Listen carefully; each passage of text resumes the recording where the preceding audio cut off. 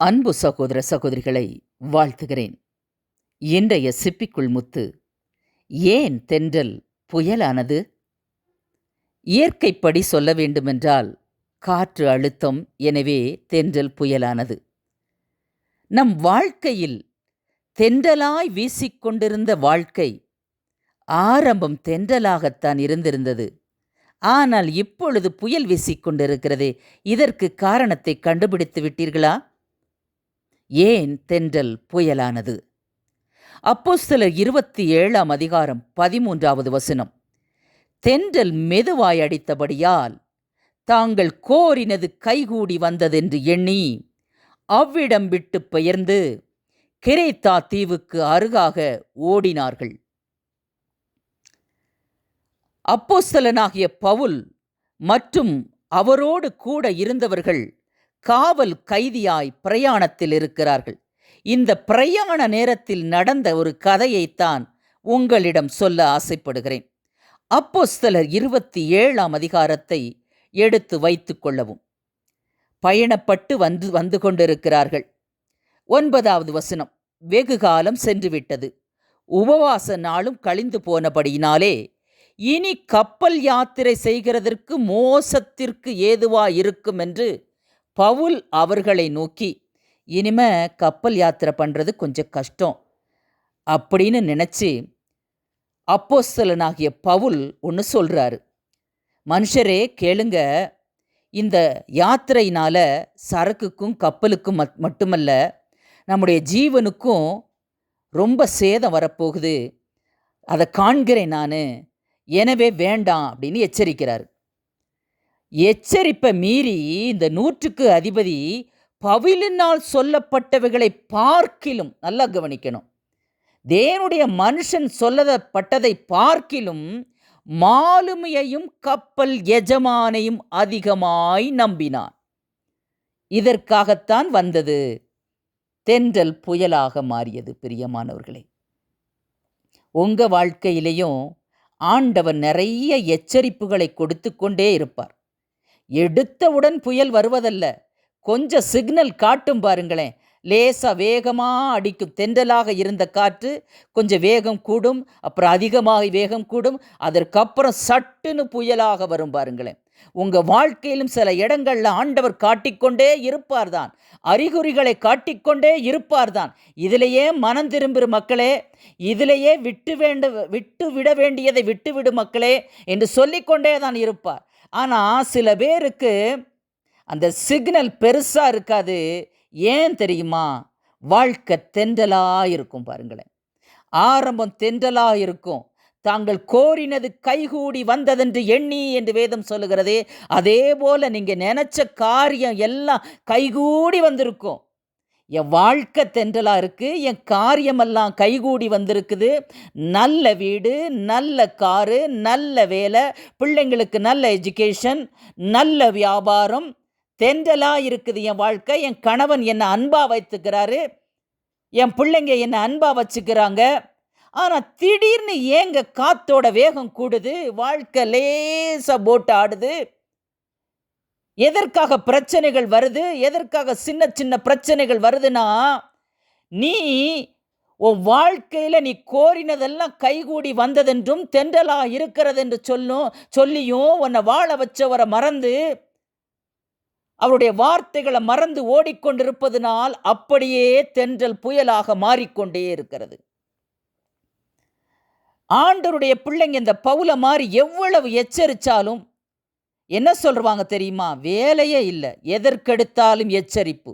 ஆண்டவரை தேடு, ஜெபம் பண்ணு, வேதம் வாசி, சத்தியமாக நடந்து கொள்ளு, நீதியாக நடந்து கொள்ளு, கர்த்தருடைய பிள்ளையாக இரு, வேதத்திற்கு கீழ்ப்படி, சத்தியத்திற்கு கீழ்ப்படி.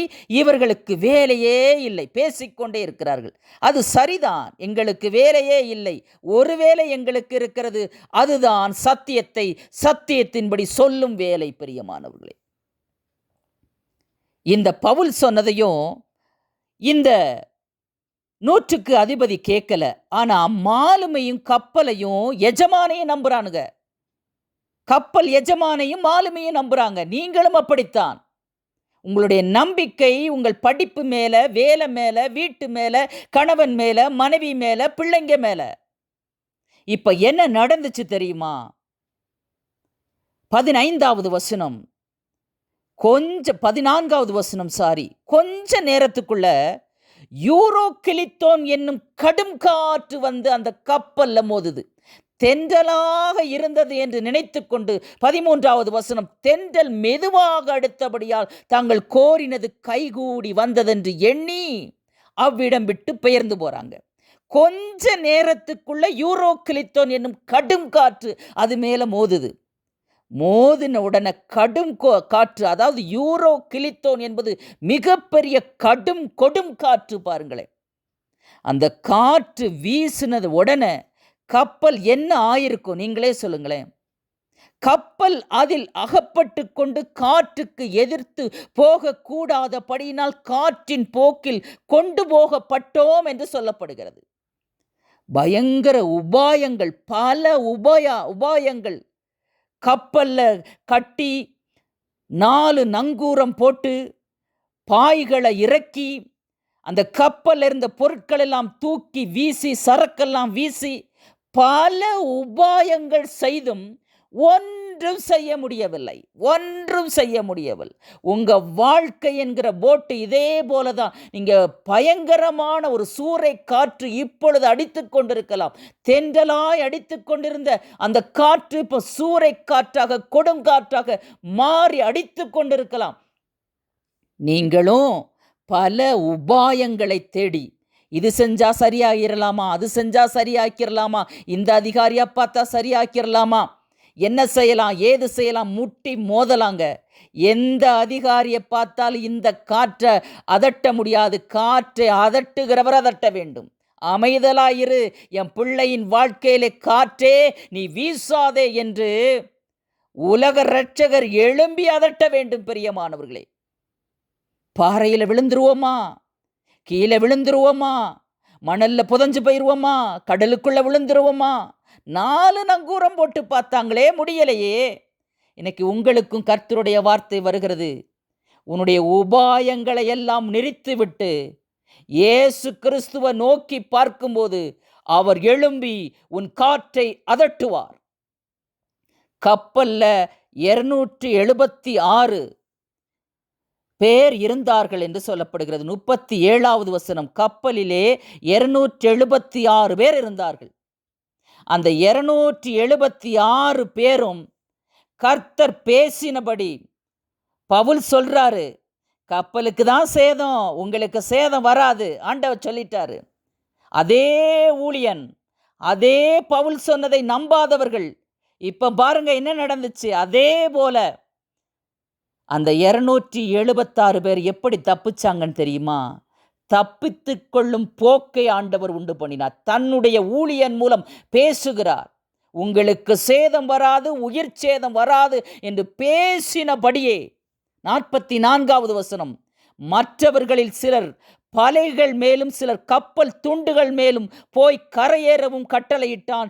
இவ்விதமாய் எல்லாரும் தப்பி கரை சேர்ந்தார்கள். எப்படி? எல்லோரும் தப்பி கரை சேர்ந்தார்கள், கர்த்தர் பேசினபடியே. அதே கப்பல் துண்டுகள், நல்லா கவனிக்கணும்.